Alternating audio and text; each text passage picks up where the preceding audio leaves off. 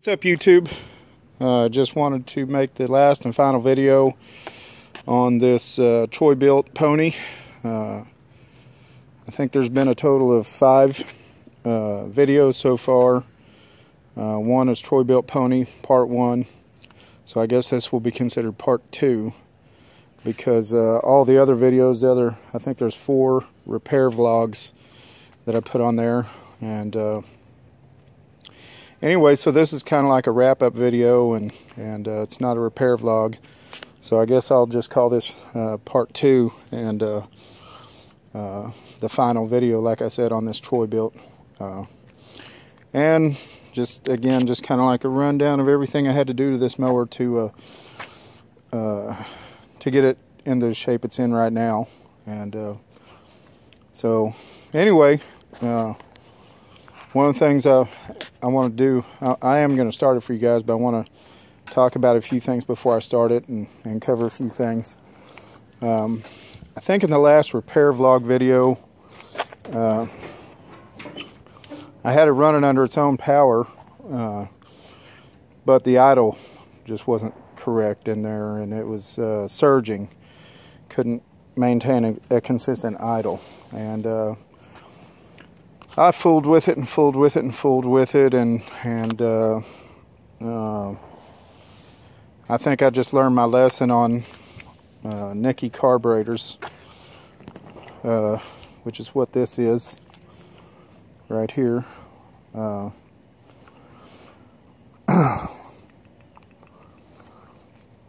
And it's the carburetor that came off of this mower. I did spend some time. I took it apart and cleaned it, and get this gas off of this seat here. I did spend some time tearing it apart and cleaning it, and also I modified the. Well, I got another one right here. This, which is that right there. Actually, the one that's in it right now, it's got this cut off of it. So anyway, so I took all that time, and then that video y'all saw, it just would not maintain an idle.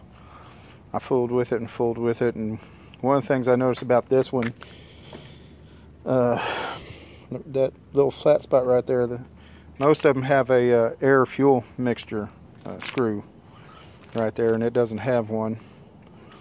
And so long story short, I ended up putting another carburetor on there, and I did not go back with the Nicky carburetor. I put the Walbro, which is the same one I have on my Craftsman. And one of the things I wanted to cover with you guys, in case those of you that don't know what you're looking at, or wondering, you know, do I have a Walbro or do I have a Nicky?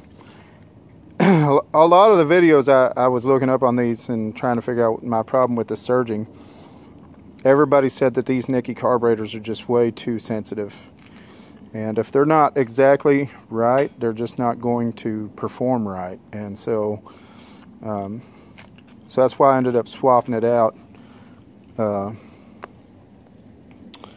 See right here on, let me put this down here. Right there. I don't know if my phone's going to focus, but right there, right next to where the fuel inlet is, it'll say Nicky. Another way to tell if it's it'll say N-I-K-K-I. Another way to tell if, you know, you can't find that, Nicky carburetors, their bowls are always going to be screwed on with these screws. See the screws? And also this part here is going to be longer and skinnier. See, you can tell that's a Walbro right there, and you can see the difference in the length, and also the Walbro is fatter. So short and fat Walbro, long and skinny is Nicky.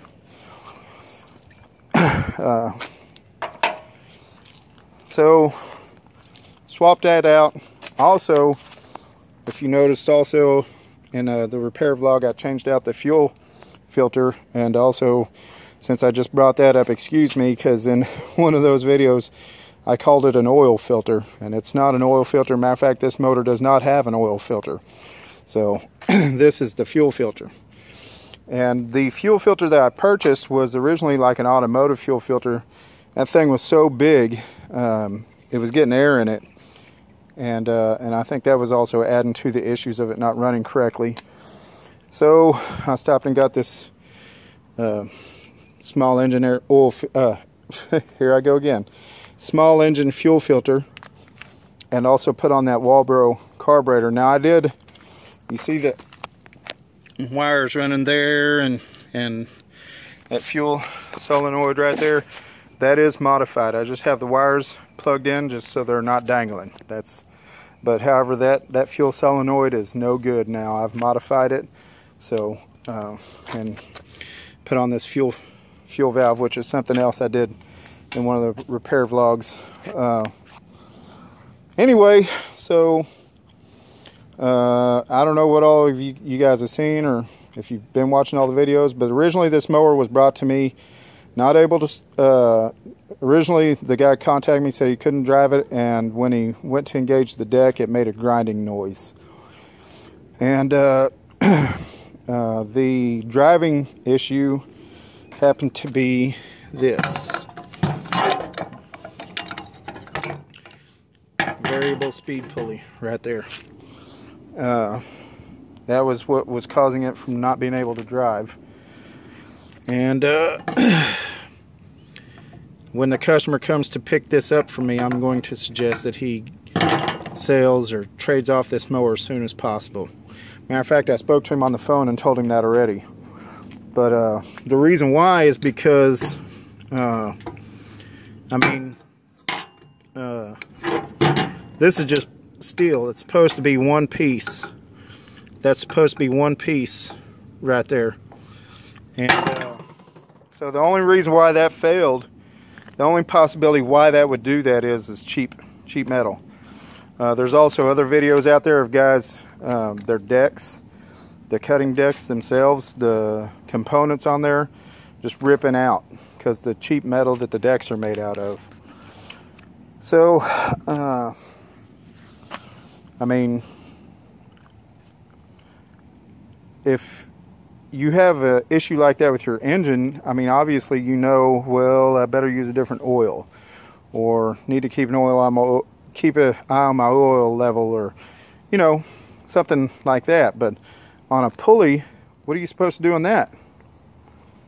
There's nothing you can do. It's made out of cheap crap. And so my suggestion is to get rid of this mower as soon as possible. I'm glad I do not own one of these, and I'm glad I will never own one of these. So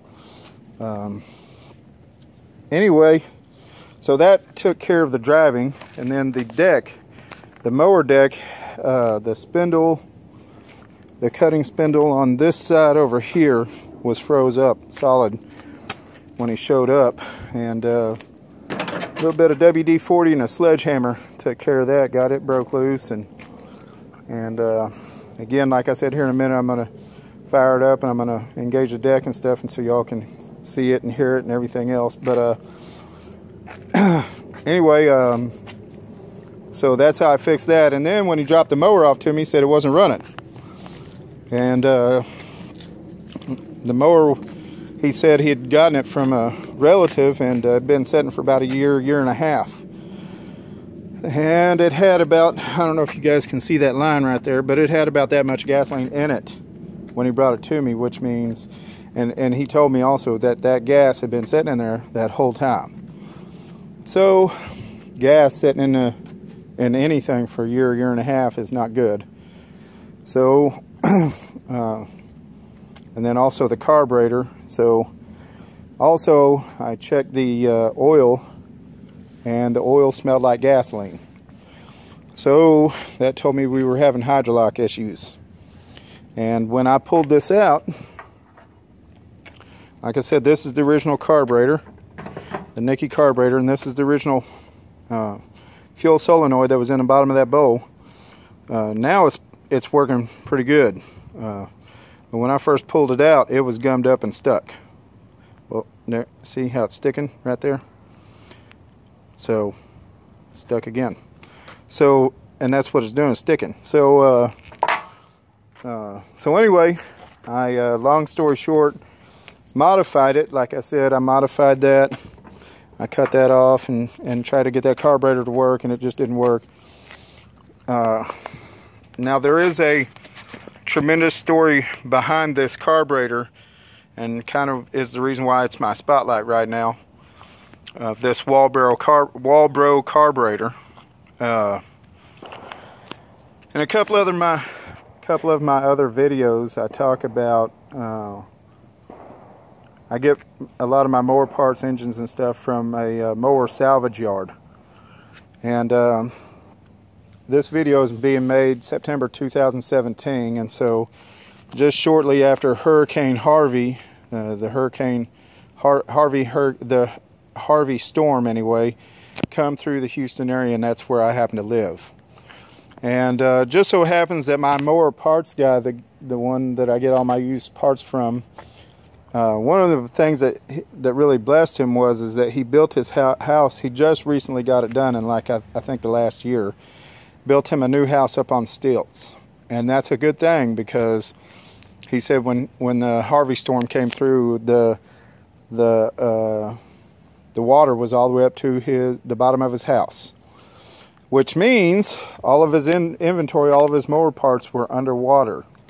So yes, ladies and gentlemen, that carburetor right there was under water of Hurricane Harvey. And when I first got it home, mud and soot was all inside of it, and water. And again, like I said, I'm fixing to start this mower up and all of that. And so when you hear this mower start up and all of that, that's just a testament of me working hard, using a lot of carburetor cleaner and screwdrivers and everything else, scraping that thing and cleaning it out, but it was well worth it, because now this mower runs smooth, it idles smooth. It just runs good now with that Walbro carburetor. So so anyway, let me shut this hood, move all this stuff, and we'll get this mower fired up here. Put this over here.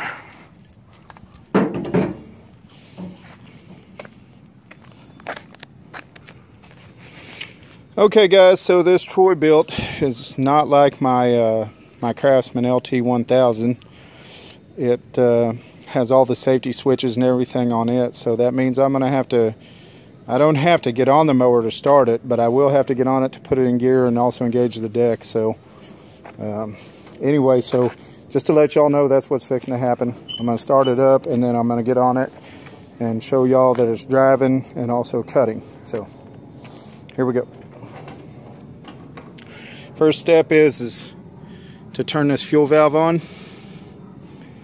Put this in the choke position. Reach over here and start it up.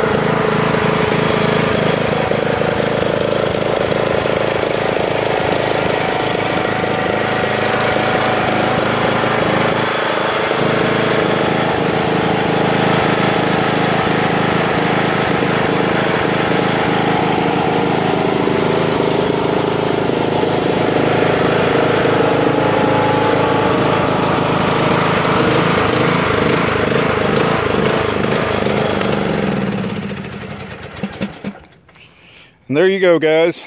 You see me walking around just now, it's because I was letting it run out of gas. I killed it with that fuel valve and just shut off the fuel to it and waited till it ran out of gas.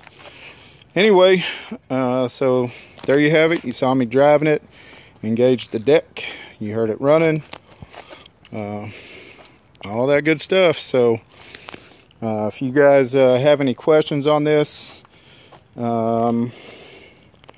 anything from the repair vlogs or anything, you got some comments or something or whatever, feel free to comment, like and subscribe. And thank y'all for watching. Again, I just pretty much posted these just for my record and to keep track, and so also possibly to show the owner of this mower when he gets it back. So all right, guys, y'all take care.